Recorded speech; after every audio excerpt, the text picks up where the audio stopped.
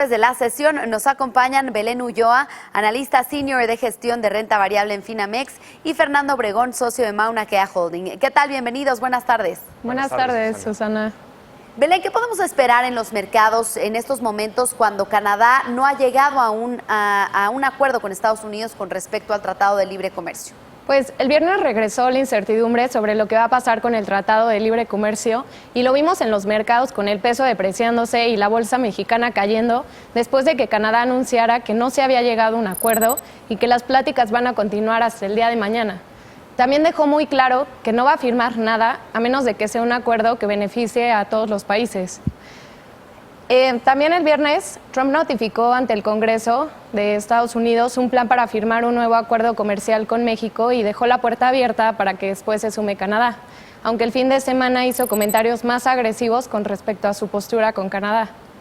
Algo que me parece muy importante es que tanto la iniciativa privada como el líder del sindicato más grande de Estados Unidos han hecho declaraciones en las que consideran que no es viable un tratado donde no se incluya a Canadá. Primero, por la integración que existe entre las tres economías y segundo, porque va a perjudicar a la economía de Estados Unidos. Entonces, pienso que estas posturas de alguna manera podrían ayudar a que Estados Unidos busque llegar todavía a un acuerdo trilateral. También, una de las mayores repercusiones que ha causado esta incertidumbre es la disminución de inversión, tanto en México como Canadá. Y uno de los sectores que se ha visto más afectados es el automotriz. Ayer la Asociación Mexicana de Industria de la Automotriz dio a conocer el dato de ventas de vehículos, en donde en México vimos que hubo una desaceleración.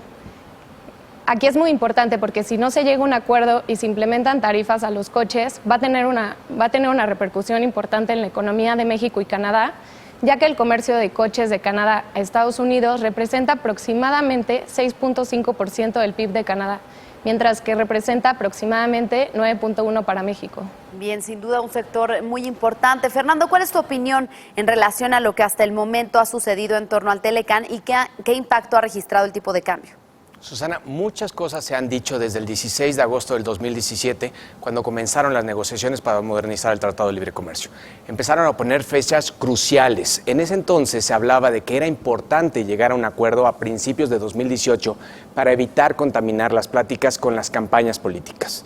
Al terminar la primera ronda, firmaban un comunicado conjunto en el cual se hablaba del compromiso de los tres países hacia un resultado ambicioso que incluía actualizar las reglas para lograr una profunda mejoría. Durante todo el tiempo que duró la negociación, los representantes del gobierno mexicano siempre dijeron que los tiempos políticos no iban a estar por delante de la dinámica de negociadora. Lo que llama la atención es que a partir del lunes 27 de agosto, ya de este año, día en que nos dieron la noticia que se había concluido la revisión del Tratado de Libre Comercio entre México y Estados Unidos, parece claro que estos dos países dejaron de un lado lo económico para convertirse en un tema 100% político y ambos parecen estar apresurados para que se firme. Por el lado de México, y dicho no por mí, sino por la canciller canadiense, nuestro país aceptó difíciles concesiones que al pasar de los días huela que el presidente Peña Nieto quiere firmar antes de que termine su mandato, y para Estados Unidos que exista la flexibilidad del Congreso norteamericano por aprobar lo negociado, aprovechando la mayoría republicana, ya que se teme que sea más difícil si queda dominado por los demócratas. Además de que Trump quiere dejarlo listo para poderlo presumir a su base electoral. El único que por el momento parece recordar la esencia de la renegociación es el gobierno canadiense, con frases como más vale un no acuerdo que un mal acuerdo.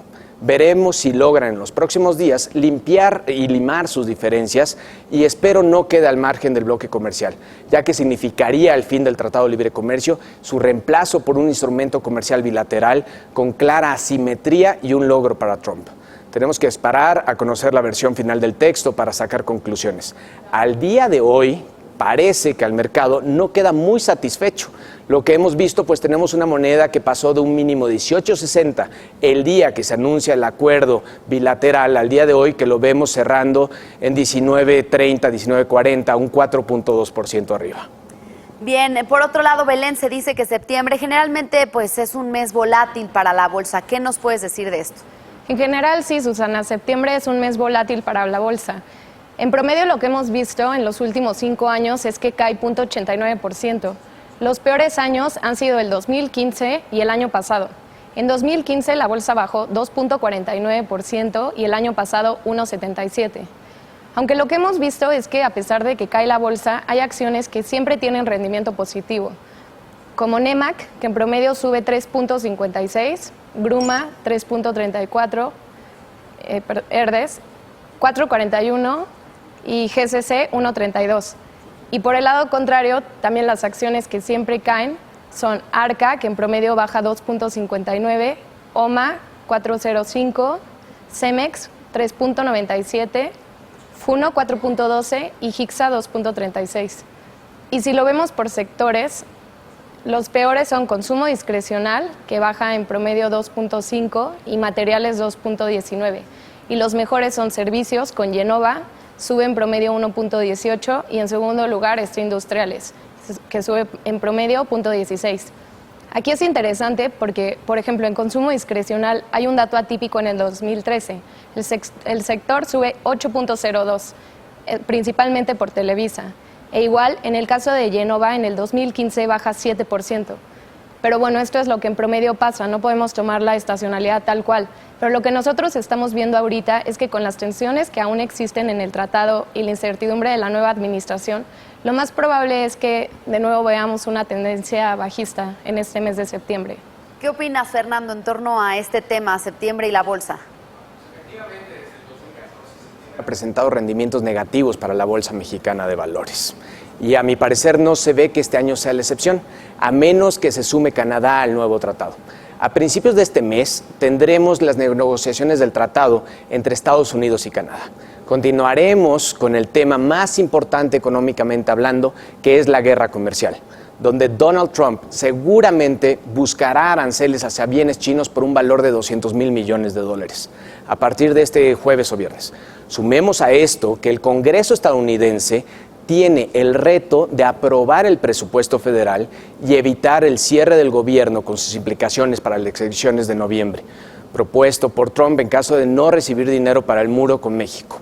Sin duda escucharemos recrudecer la guerra política en Estados Unidos y remataremos con las complicaciones con el anuncio de la política monetaria de la Fed el 26 de septiembre. Sin duda, no se ve fácil este septiembre por los temas ya citados, y en estos no he incluido la debilidad que pudieran sufrir las monedas emergentes de resurgir temas de países en desarrollo como Turquía o Argentina. Bien, pues muchas gracias por el análisis de hoy. Belén Ulloa, analista senior de gestión de renta variable en Finamex, y Fernando Obregón, socio en Mauna Kea Holding. Muy buenas tardes. Buenas tardes. Buenas tardes. Gracias.